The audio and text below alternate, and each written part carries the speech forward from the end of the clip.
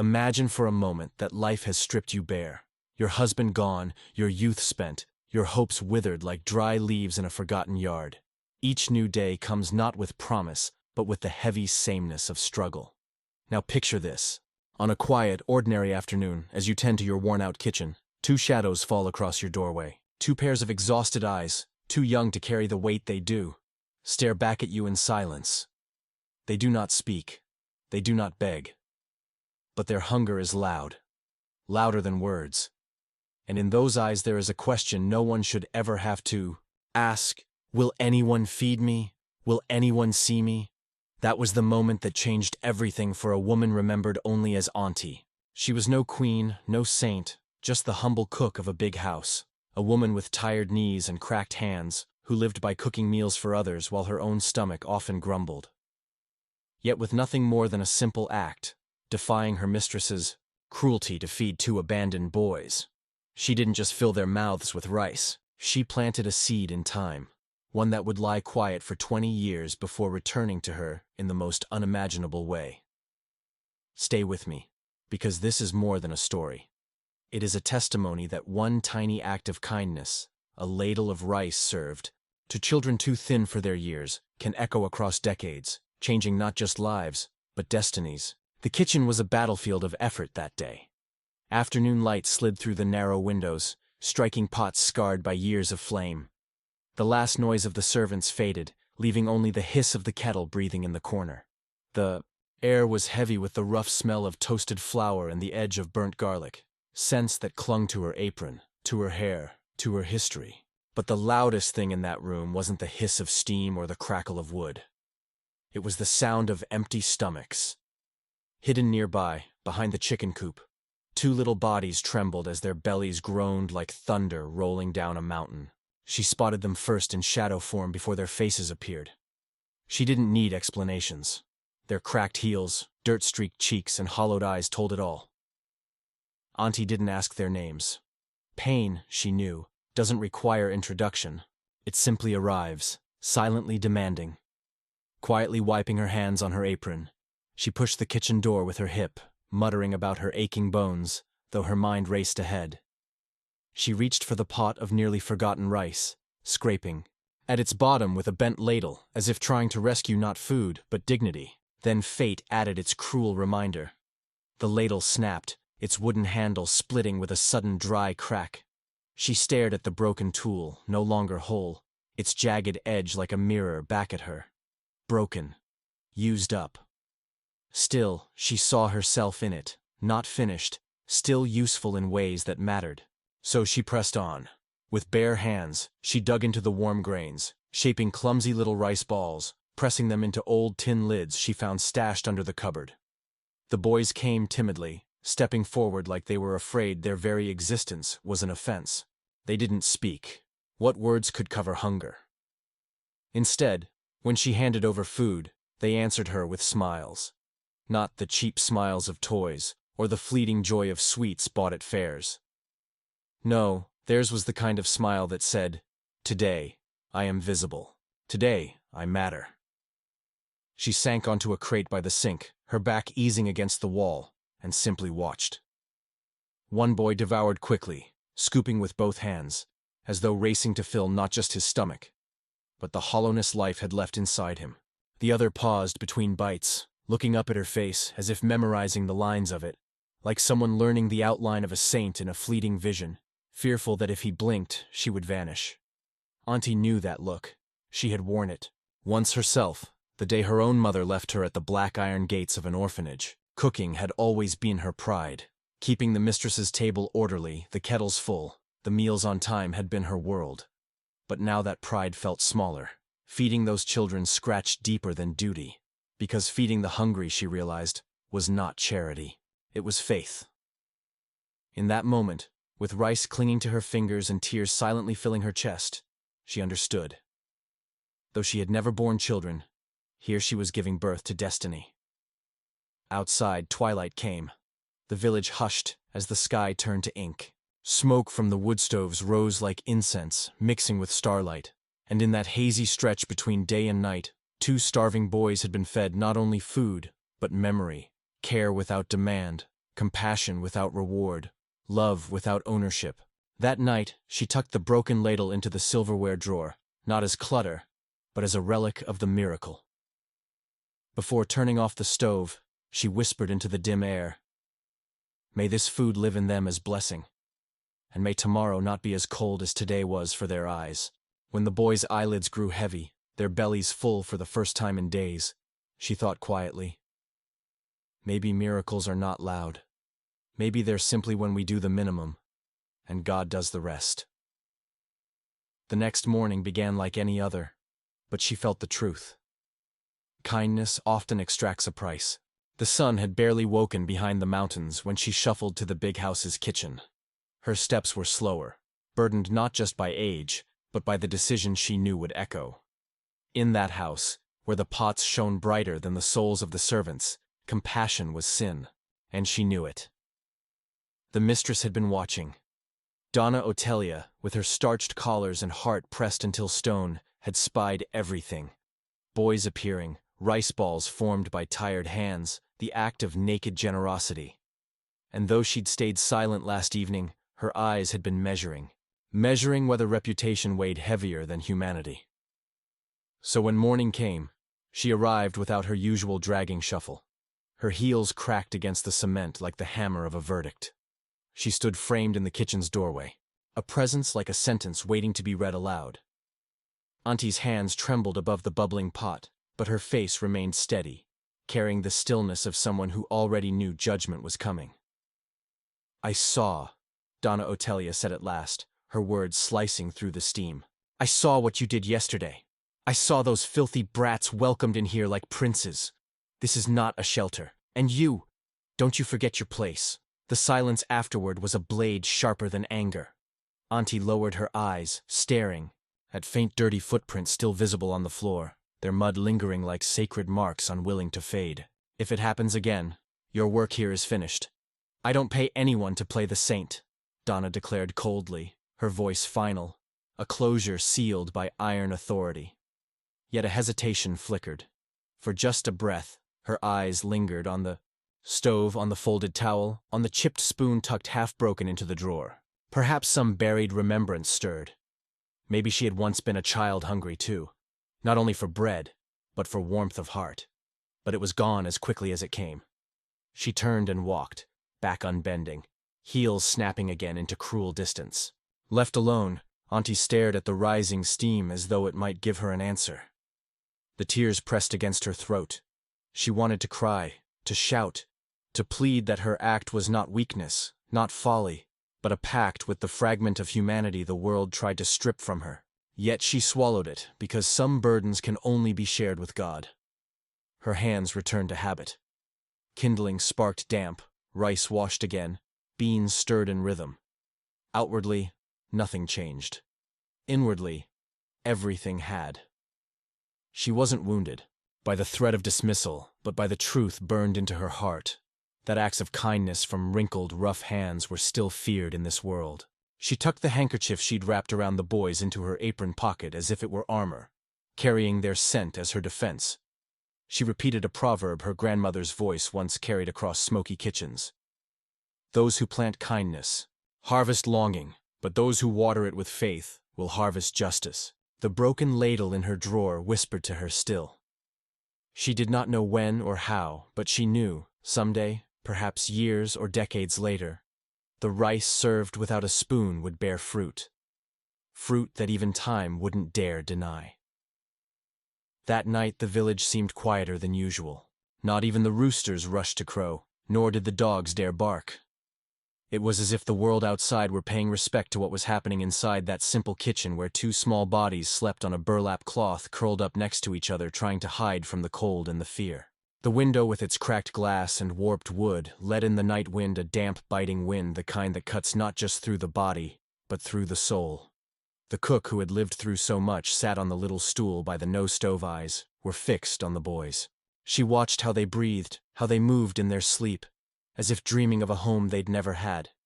And there, in the half-lifetime, seemed to bow before the scene. It wasn't just a woman taking care of two strangers. It was life trying to stitch itself back together piece by piece in what others might call a waste of time. The wind burst through the door crack. The flame of the oil lamp flickered, casting dancing shadows on the walls. And that was when she felt it, as if the wind itself was speaking to her. Not with words, but with memory. It brought back old recollections of nights when she too slept in the corner of a borrowed kitchen. Too young to understand why her mother never came back. She remembered the smell of thin soup, the dirty rag that served as her blanket, and the unknown hand that once gave her a piece of bread without asking her name. She stood up slowly, her knees cracking under the weight of the ears, and took the only clean cloth left in the cupboard, folded it carefully, and covered the boys. One of them stirred, half awake, and mumbled something that sounded like, "Mom!" The word hit her like a stone tossed into a deep well. Mom!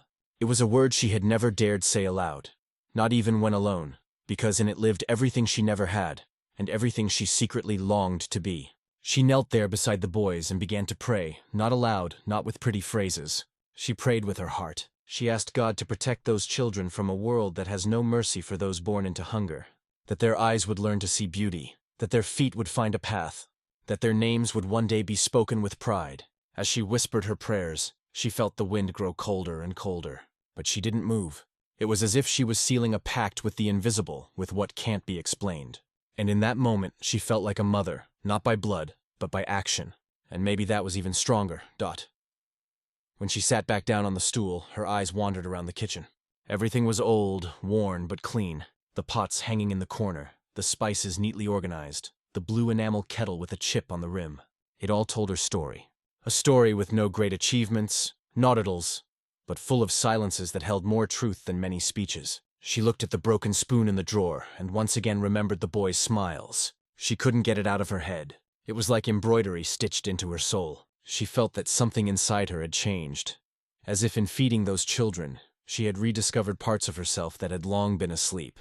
The wind kept blowing. It hit the walls, whispered through the cracks as if it wanted to tell secrets. And she listened. She listened like someone who knows that some wounds aren't healed with medicine, but with presence, with care, with rice served by hand, and prayers whispered on one's knees.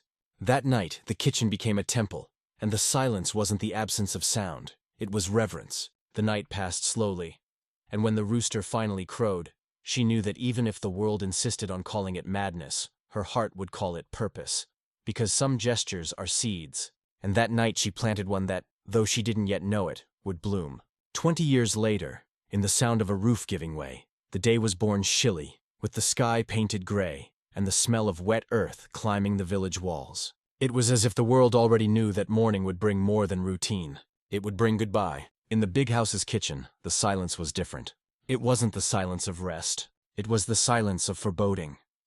The cook, with swollen eyes and a tight heart, stirred the porridge slowly, as if trying to delay the inevitable. In the corner, the two boys were still asleep, curled up under the cloth she had laid over them the night before.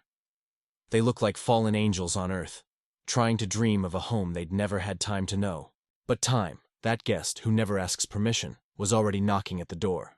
It wasn't long before the sound of the town hall's pickup truck announced the end of the brief truce life had offered. The social worker stepped out with her worn leather folder, her tired gaze, that of someone who's seen too many stories begin and end without being able to change them. She entered with a request colder than the weather. "It's these two. We were notified last night. Someone in the neighborhood reported it." The cook wasn't surprised. In the village, there was always an eye that never slept, a mouth that judged without knowing. She simply nodded and went to wake them.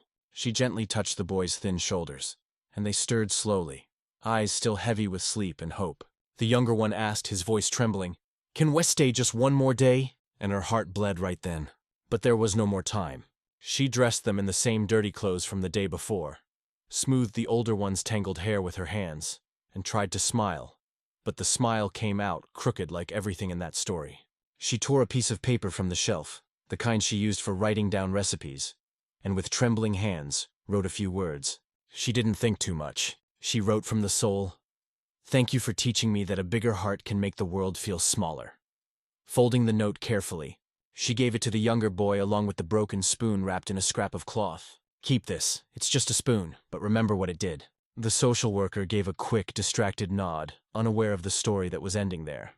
The boys climbed into the pickup, looking back as if trying to memorize a face that might disappear forever. And she stood there in the kitchen doorway, hands folded over her flour-stained apron, heart beating stronger than reason could explain. The truck drove off, raising dust and carrying away not just her children, but a piece of her. She watched until they became a blur on the horizon, and when she could no longer see them, she went back inside the kitchen, sat on the same stool from the night before, and cried. Not a loud, dramatic cry. She cried the way women cry who have suffered too much to make a scene with lowered eyes, hands in her lap and her soul slowly spilling out. Outside, the sky opened a little. A ray of sunlight pierced through the cracked window and touched the wall where she hung her spoons. It was as if God was saying, "I saw, and that was enough." In the days that followed, she kept working, cooked the same meals, cleaned the same floors, heard the same complaints from her mistress. But inside something had changed. Where once there had only been routine, now there was a full absence. Those two small bodies had left marks in the kitchen dust and in the flesh of her memory. Every day before closing the door, she'd glance at the corner where they had slept and say a prayer. Not for their return, but for their future, for a name, for a destiny that wouldn't be swept away like a leaf on the ground. And so she carried on with the broken spoon tucked away in the back of the drawer, with the scribbled notes sewn into the lining of her apron, and with silence as her companion. Because sometimes when life takes away what touched our hearts the most, all we can do is trust that love, when it's real, finds its way back, even if it takes time, even if it has to come through the roof. Time passed unhurriedly, the way it does for those who wait without knowing exactly what they're waiting for. The seasons changed so many times that the smell of rain stopped being a surprise. And in that village where mango tree branches hung low over tin rooftops, the cook carried on with her work. Her hair, once braided proudly on Sunday mornings, was now streaked with silver strands that the old mirror showed her without mercy. Her skin, once firm, bore the marks of someone who had burned her fingers on hot pans, spent sleepless nights at the stove, and cried quietly in the corner by the sink. She was still called Auntie Who Takes Care. No one knew her full name. Some thought she was called Mother Lucia. Others swore she was Aunt Dasdors, but no one asked because in that place being old was like being part of the furniture, useful but invisible. She, however, didn't complain. She had learned not to expect applause, not even acknowledgement. What hurt her truly was being forgotten. The way people walked past her without noticing that behind that faded apron was a story still waiting for an ending. In the kitchen where the boys had slept, everything looked the same, at least two others. The stove still creaked under damped firewood. The windows still groaned when the wind blew too hard. But in her heart, everything had changed. Every day before lighting the fire, she would run her hand over the wood where they had once lain. A simple gesture, but full of meaning, like lighting a candle for thriving, like touching a relic. People came, ate, and left. Sometimes they thanked her, sometimes they didn't. But she did everything as she always had with care. What had changed was her gaze. She spent more time looking out the window than stirring the pot. Not because she was tired, but because somewhere along the path of time, a piece of her had been left behind in that forced goodbye. And inside her, assilence grew, one that only the eyes could express. One day, a young woman new to the village asked, "Auntie, why do you keep that broken spoon at the back of the drawer?" She didn't answer, just gave a slight smile like someone who knows there are stories you don't tell, only carry. She went back to stirring the angu and humming an old song, one of those nobody remembers the lyrics to anymore, but the heart still recognizes. On Sundays, when the chapel bell rang for Mass, she put on her best skirt, tied a floral scarf around her head, and walked to the altar. She sat in the same pew as always, hands clasped, eyes closed, and she prayed with the same faith that had kept the pot full during the leanest times. Lord, wherever they are, don't let them forget the rice made with fingers and faith. That was her prayer. She didn't ask for a reunion or for a reward. She asked for memory. Sometimes at night, the wind still carried that old sound, as if the boys' footsteps still echoed down the kitchen hallway. In those moments, she would sit on the floor back against the wall, and she remembered their smiles, the urgency with which they ate, the torn note, the truck fading down the road, and she'd wonder silently, did they grow up well? Did someone ever say their name with love? But she never dared ask aloud.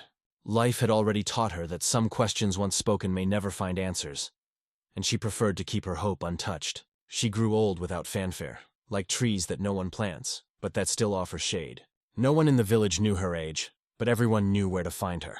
In the kitchen, cloth over her shoulder, spoon in hand, gaze drifting between the past and the quiet fire under the pot. And even if her name was not on anyone's lips, She knew there were two names somewhere that would never forget the sound of her voice. And that was enough to keep lighting the fire every day, even if only to keep the flame of memory alive. Because sometimes all a life needs to be worthwhile is to be remembered, even if only in the heart of someone who once left. It was the beginning of winter when the village sky finally gave way. The afternoon arrived with heavy clouds stacked like old grudges. With each thunderclap, the ground trembled as if the past were knocking on the earth's door, asking to come in. The cook, now with shoulders bent by time and skin thinner than a dishcloth, was just about to put away the dishes when she heard the first crack on the roof. A dry, deep sound, like a warning that something more than rain was coming. The wooden beams above, as old as she was, groaned. The old leaks multiplied like memories. A pan began to fill on its own with water from the sky, and suddenly a section of the roof gave in.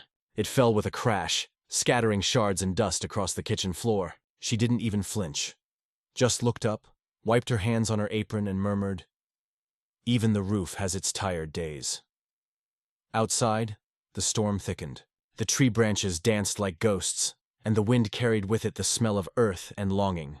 She shut the windows that still closed, tied a scarf around her head, and sat in a dry corner, watching the drops form rivers across the cracked tiles. She didn't know it yet, but the sound that came next wasn't just rain. It was life returning. Soon after, the big house's gate creaked violently. Two figures approached slowly, stepping in the mud with the care of someone walking on sacred ground, their clothes soaked, hair stuck to their foreheads, eyes carrying decades of searching. They knocked on the door 3 times, not firm, but with a rhythm she knew, old and almost childlike. She didn't move right away, thought it was a mistake, or maybe the old mistress back to collect another unpaid favor. But the knocks came again, and with them a voice deep, husky, but full of tenderness, said, "Tia, are you there?" She rose slowly, each step was a memory. Her hand trembled as she turned the doorknob, and when she opened the door, the world stopped. Standing there were 2 grown men, bearded, wearied, in simple clothes. But there was something in them that hadn't changed. The way they looked at her, as if they were still the hungry boys from that distant day, still under the same sky. Her hand flew to her chest. Her heart raced like a pressure cooker about to blow. She tried to speak, but no sound came out. Only her eyes spoke. They couldn't speak at first either. The younger one smiled, the same smile from 20 years ago. The older one just cried. He was the first to step forward, walked in slowly, looked at the partially collapsed roof and said, "Do you still remember us?" She nodded, her eyes full. "You gave us our first rice that tasted like home, and we promised one day we'd come back." She held onto the door frame to keep from falling. Her legs faltered, but her spirit stood tall. This wasn't a dream. It wasn't a delusion of old age. It was life. It was a promise fulfilled. It was Godot writing in fine handwriting, the continuation of story the world had forgotten. The younger one reached out and took her hand. "We saw the roof and we knew you were still here, still caring, still waiting." She let out a short, tearful laugh and said, "The roof gave in, but my heart never did. It never did." Then she stepped back, made room and said, "Come in. The house is just the same, only more full of silence." And so under a sky torn by storm, 2 men entered the kitchen where once they had been welcomed with rice and faith. And there, among old pots and untouched memories, the past returned, not as a haunting but as an answer, as a prayer fulfilled, as a miracle that lands quietly on the roof that gives way. The rain had eased. The sky, as if paying respect to that reunion, slowly quieted its thunder. Inside the kitchen, time folded in on itself like an old garment tucked away in a chest. The oil lamp flickered with the wind that still crept through the cracks, and amid that worn-out setting, where the walls seemed to know more stories than mouths ever told, a grown man, sturdy with calloused hands and steady eyes, knelt before the fallen piece of roof. In that moment it wasn't just his body he lowered. It was 20 years of silence, longing, and unspoken debt. He ran his hand over the damp wood as if caressing a headstone. The tears began to fall, first slowly, then in a rush, uncontrollably. Tear. "This roof once protected me from a night that could have been my last." His voice trembled like the branches outside. It wasn't an ordinary cry. It was the cry of someone who carried an ancient emptiness inside and had finally found the place. He left it behind. She stood beside the stove, clutching the dish towel to her chest. She said nothing, just watched. This wasn't a moment forwards. It was a moment for listening, because some tears are confessions, and some confessions only time can translate. The man traced his fingers along the roof's crack. "We promised, my brother and I. We promised we'd come back one day, that we wouldn't let this house fall, or you," and there, on his knees like a child before an altar, He began to sob as if begging for forgiveness, as if pleading for time to return. The younger one sat on a stool and took the cook's hands in his. Her hands were thinner now, but still held the strength of someone who had cooked a lifetime with more faith than flour. You saved us without knowing who we were, without knowing if we even deserved it, and that we never forgot. She then stepped forward slowly, touched the shoulder of the man still kneeling. Son, what matters is that you came back. The rest the rain can take with it. He looked up. His eyes were red, wet, but there was a light in them. The light of a boy who's found his way home. The warmth of his soul reignited. The three of them stayed there for long minutes. The rain now just a fine drizzle. The roof, though wounded, once again sheltered what it had always known how to hold hope, and in that instant time felt fair, because some pains only reunion can heal, and some reunions only old love can hold. Later, without saying much, they began gathering the pieces of the fallen roof. It was as if rebuilding it was also rebuilding themselves. The older one hammered the beams with a borrowed hammer from the neighbor's house. The younger held the ladder while the cook pointed out holes with the broom handle. It was like old times, but now their actions weren't driven by hunger. They were born of gratitude. And in the midst of that scene, someone passing on the street glanced over and said to another, "Look like the aunt who cared became the mother who waited." The other nodded, because even those who didn't know the whole story could feel that in that corner of the world, the past was being mended with hammer, tears, and embrace. By the time they finished fixing the roof, it was night. The cook made lemongrass tea and served it in chipped mugs. They drank it like people tasting a memory. And before leaving for the night, the older one said, "We'll be back tomorrow. You'll see this roof is going to become something bigger." She didn't ask what. She didn't need to. Deep in her chest, she knew that the embrace shared under the roof was only the beginning of a new promise of a harvest 20 years in the making, now blooming in full, steady, warm, human dot. And that night when she lay down in her small room beside the kitchen, the cook felt no pain in her knees, no chill in her back, only warmth. A warmth that didn't come from the blanket, but from the soul. Because finally someone was taking care of her, and it was no longer the roof that held her up. It was the love that had landed on it. The next day dawned under a clear sky, the kind that seems painted by someone who understands long waits. The village woke slowly with chickens scratching at the damp ground and the smell of burning wood drifting from kitchens, tucked between alleyways and clay houses. In the kitchen where it all began, the pot was already singing on the fire, and the cook prepared the samarish and beans as always, her hands steady. But in her chest, there was something new, a feeling that wasn't fear or longing. It was something good, something rare. The two men returned early. They didn't just bring their bodies. They brought a light in their eyes like those carrying a joyful secret. The younger arrived with a calm smile, the kind that announces change without needing to speak. The older one carried a worn leather folder under his arm. They sat at the table like sons home from the world, and after a sip of weak coffee, it was the older one who spoke. "Tia, there's something you need to know." She kept stirring the pot, listening with her soul. "We didn't come back just to say thank you. We came to fulfill a promise." His brother added, "Do you remember that note? The one we gave you before we left?" She nodded slowly. "I remember it's still kept with the broken spoon."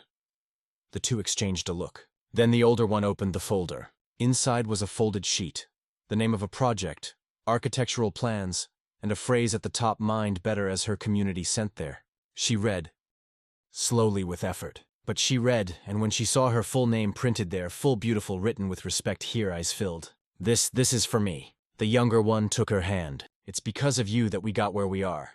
I became a doctor. He's a social worker. And together, we founded a non-profit. Today, we care for boys like we once were. But we always lacked a place that was more than a shelter. A place with roots with soul. And there was no better name than yours." She shook her head, trying to take it in. "But you really remembered me all this time." The older one smiled. "Tear. How could we forget the first hot plate of rice that tasted like a hug?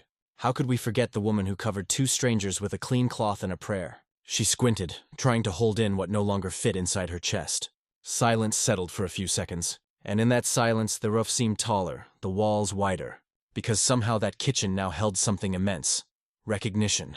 They showed her more papers, photos of the land, the first stones being laid. It was in the heart of the village, where there was once just brush and mud. Now rose a building with wide windows and a kitchen at its center, just as she had always dreamed, but never told anyone. "That's the name. And at the entrance, there'll be a plaque with the phrase you wrote us in the note. Do you remember it?" She closed her eyes, reached into memory, and with a trembling voice repeated, Thank you for teaching me that a bigger heart can make the world feel smaller." They all fell silent again. But now it wasn't a silence of sorrow. It was the silence of fullness, of a prayer answered without words. The younger one stood, walked to the shelf, and gently took the broken spoon. She'd carefully stored as will go on the wall of the new kitchen to remind everyone that you don't need to have everything to give everything. She smiled. A smile from the soul. The kind only someone who has been forgotten for a long time knows how to give. You've come back as men. But you still have the eyes of the boys I met. And me, I'm still the same, just older, just with more faith. And there in that kitchen filled with the familiar scent of hope, the identity of the two boys revealed itself not only as successful professionals, but as living fruit of the quiet care of a woman who one day chose to love without reason. And Hono saw her name bloom, where once there had only been neglect. It was more than a tribute. It was justice. Justice built with bricks, with a plaque, with words, but most of all with heart. And for a woman like her who had spent years being called simply Auntie Who Cares, to hear her name etched into strong walls was more than a reward. It was eternity. That same week, as news of the community center began to spread through the dusty corners of the village, something stirred deep inside the people. Voices that once ignored now whispered, "It was that woman, the one who cared for those two boys. And now they're building a school in her name." Those who once called her just some auntie now silently corrected themselves. Her name, the one time tried to erase, was starting to be spoken with respect, and more surprisingly with gratitude. But there was one house, one old door, and one restless conscience that could no longer remain silent.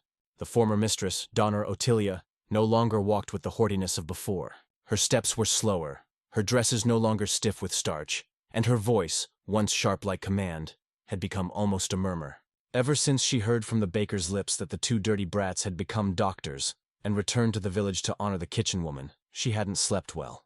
It was on a hot afternoon when the sun seemed to melt, even the tree shadows, that she appeared.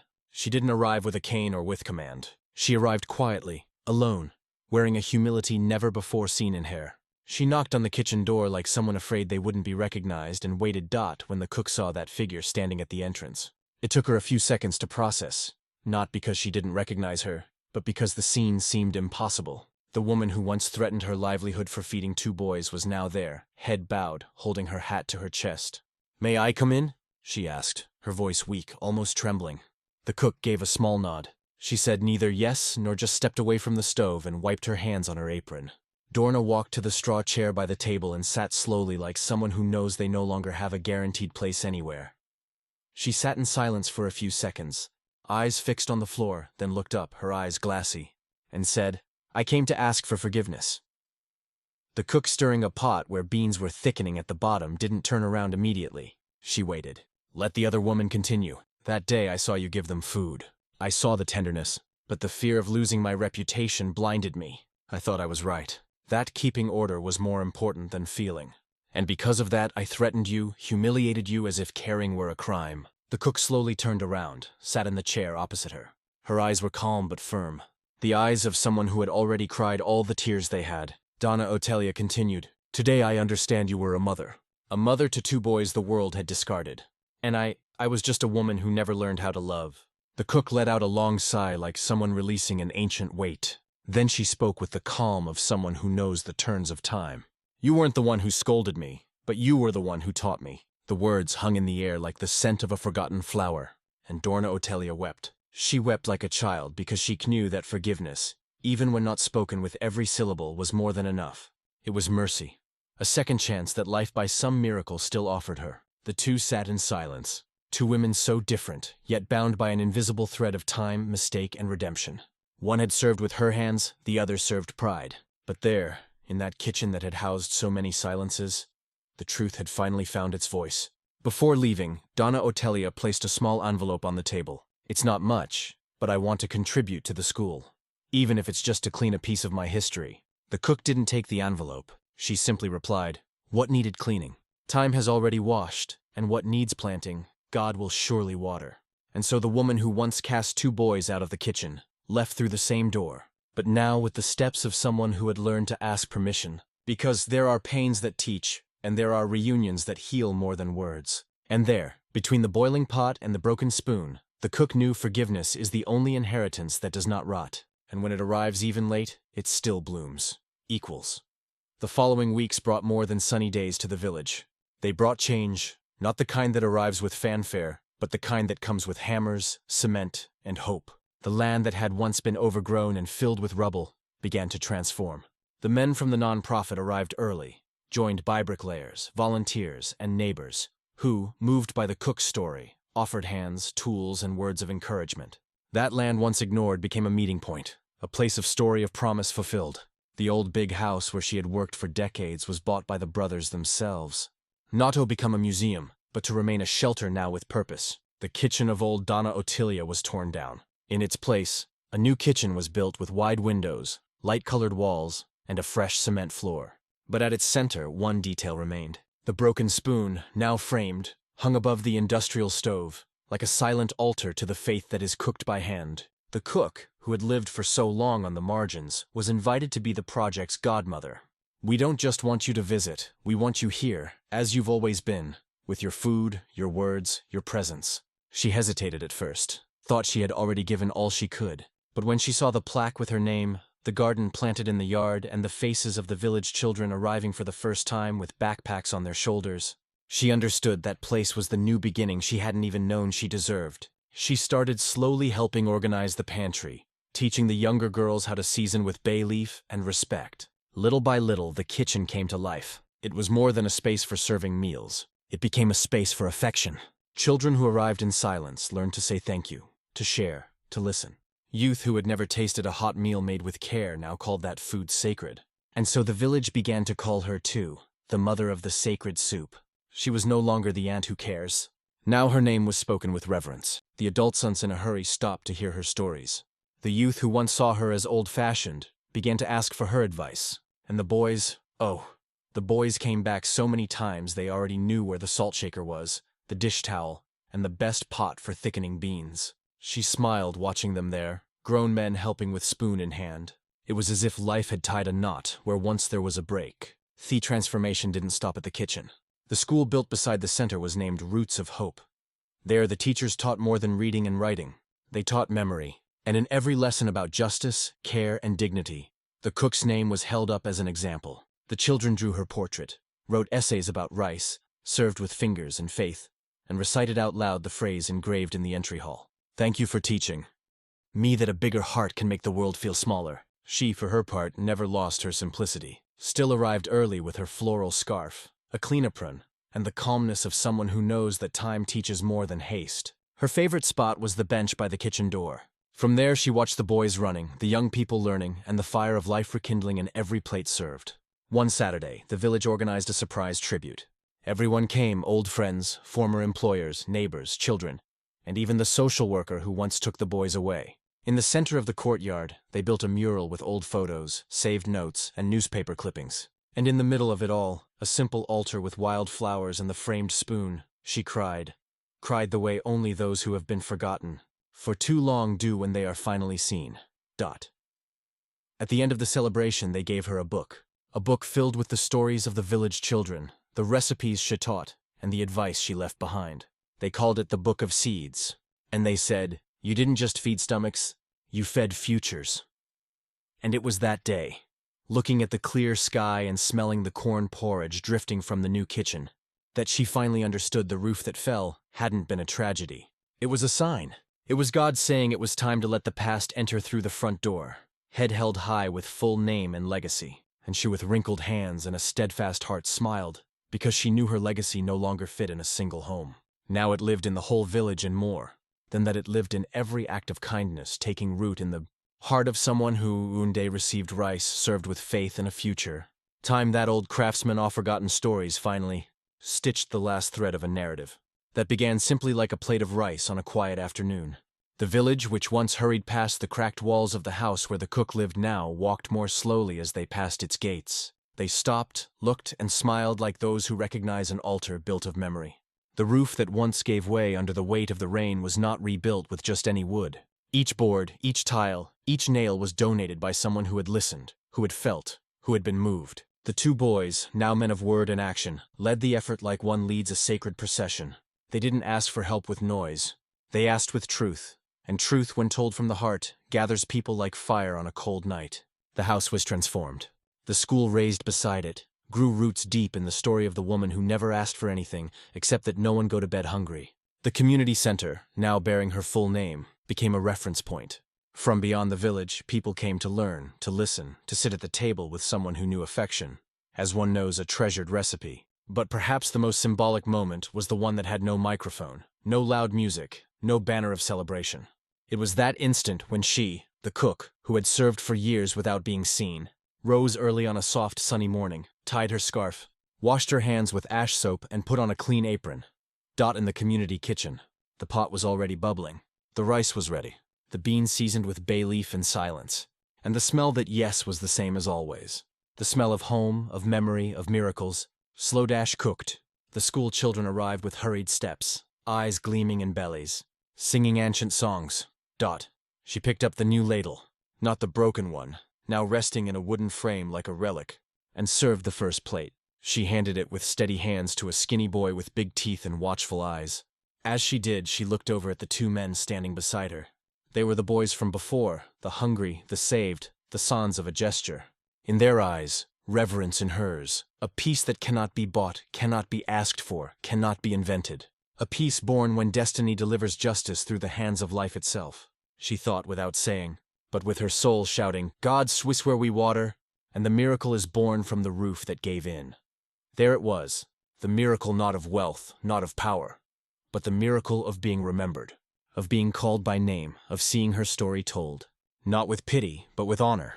The miracle of knowing that a single gesture, a plate of rice served with hands and faith, had transformed not just to lives, but an entire village.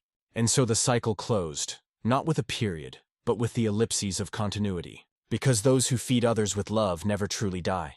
They live on in every spoonful. In every child who grows up knowing that dignity is something cooked, served and shared. And there in that living kitchen where the fire never sleeps and the faith never cools, she continues, feet in the ground, soul in God, and heart planted in everyone who ever knocks at the door hungry for food or for care. Because now everyone knows their lives. It's the woman who taught that to cook is to give, that to care is to endure, and that love is the only seasoning that never runs out. If this story touched your heart, let us know where you're watching from. Leave a comment below. We'd love to hear from you. Don't forget to like the video, share it with your friends and family, and subscribe to the channel. That really helps us keep bringing you real and emotional stories like this one. Thank you for being part of our